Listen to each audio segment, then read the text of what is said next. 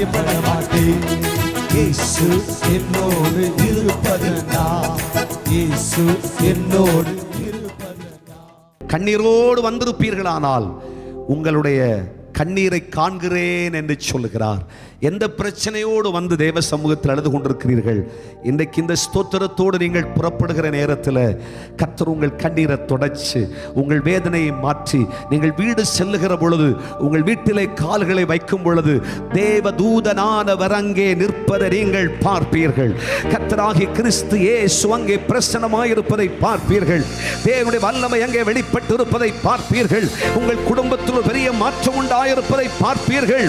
உங்கள் வீட்டில் இருக்கிற படுக்கை வியாதியஸ்தர்களுக்கு ஆண்டவர் ஒரு பெரிய சுகத்தை தந்திருப்பதை பார்ப்பீர்கள். ஓ ரபா ஷத்தனம சிக்கரபு. கர்த்தராகிய தேவன் சொல்லுகிறார், உன் வீட்டில் இருக்கிற இருளை ஆண்டவர் மாற்றி, மாந்திரிகத்தையும் பில்லி சூனியங்களை கர்த்தர் மாற்றி, வருமானங்களை தடை செய்கிற சத்துருவின் கிரியைகளை கர்த்தராகிய தெய்வம் இல்லாமலாக்கி உன் வீட்டிலே ஒரு பெரிய வெளிச்சம் உதிக்கிறது. இயேசு உன் வீட்டிலே கால்களை வைத்த உடனே உன் வீட்டிலே வெளிச்சம், உன் வீட்டின் சரித்திரம் மாறும்.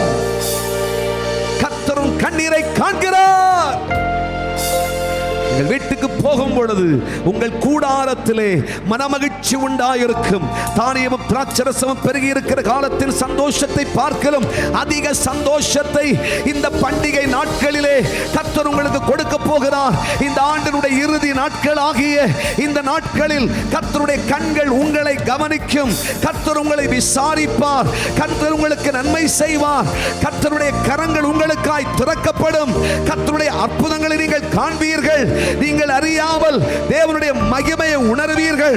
காற்றை காண மாட்டீர்கள், மழையை பார்க்க மாட்டீர்கள். உங்கள் வாய்க்கால்கள் நிரம்பும். ஓர் யந்தரபோ ஷிகாராபா சியந்தரபா. கர்த்தரே அற்புதம் செய்வார். உங்களுக்காய் ஒரு துறவை கர்த்தர் திறப்பார். நிச்சயம் திறப்பார்.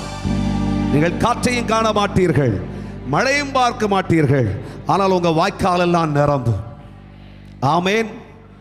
உங்க குடும்பத்தில் இன்றைக்கு நீங்கள் போய் கால்களை வைக்கும் பொழுது தெய்வ பிரசன்னம் அங்கே உண்டாயிருப்பதை நீங்கள் பார்ப்பீர்கள்.